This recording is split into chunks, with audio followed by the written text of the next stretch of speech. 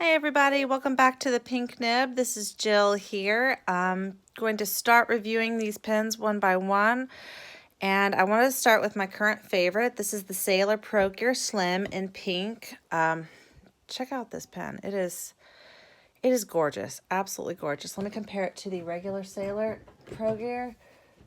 Right here, here it is. So by Slim, it's not a huge difference here, guys. For the price difference especially.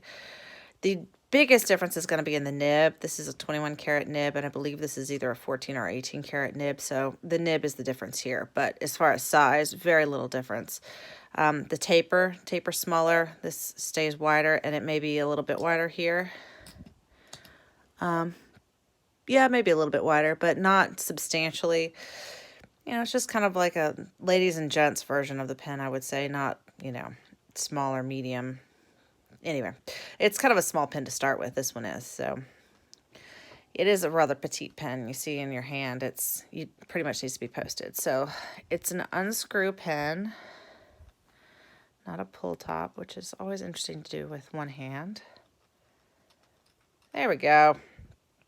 And so without posting it, you can see that it is rather short, not impossibly short, but you know, for your comfort, you may prefer to post it, which I do. Oops. You know, I'm going to invent a pen maybe one day that posts with a twist function. Anyway, so this is the Sailor, and look how fine this line is. Sorry for the shadow. Let's see if I can get it. Look how fine this line is.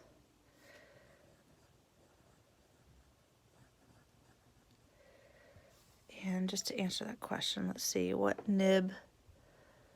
14 karat. So it's 21 versus 14 karat. So that's a pretty big difference in nib quality, but I love this pen. I love that it's pink. To me, it's worth it. I love my Sailor Progear as well. That was probably my favorite before this as far as fine points go.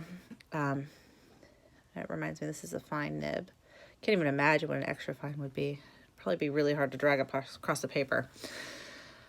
But if you like extra fine, it will be extremely fine with this pen. Posted, it's very comfortable, very well balanced. It's, you know, it feels like a nice plastic pen. It's not, doesn't feel cheap. It definitely doesn't feel heavy, so to say. It's not light. It's a good moderate pen.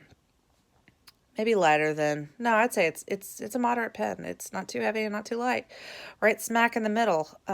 With it posting so far down, I will tell you that you want to pay attention to where the clip is. You don't want it would drive you nuts if it was sitting back here when you were trying to write. I've done that before, so I just pay a little bit of attention to where the clip is when I post it. I don't usually post pens, but with this one I pretty much have to, because if you write farther back, you're gonna, first of all, your fingers are going to be on the threads here, and without posting it, it would be very difficult to write. So if you like to write a little bit more forward and you've got tiny little hands, I've got long piano fingers, so you know, my hand's a little bit longer than most, but if you've got little bitty hands, you may be able to use it without posting pretty easily.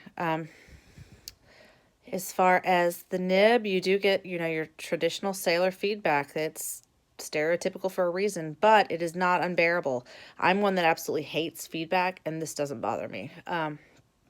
Especially for the line you get. It's very, very thin, and I find myself, it kind of forces me to lighten my hand, to lighten my grip. You know, I'm still relatively new to fountain pens as far as, I mean, I haven't been doing it for years and years and years, but you know, you have to train your hand to be a little bit more light, and this is one that will make you, because the feedback will be obtrusive if you try to push down too hard. And that's pretty much all I have to say about this one. It is, you know, probably my favorite pen right now, at least one of the top three.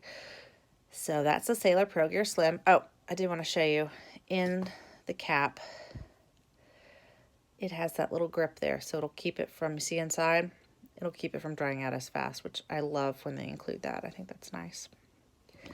And I got my hopes up with this little end here that maybe it was a piston, but it's not. It's got the converter inside. So if you're looking for this one, I know Anderson Pen still has it, and I think a couple other places do.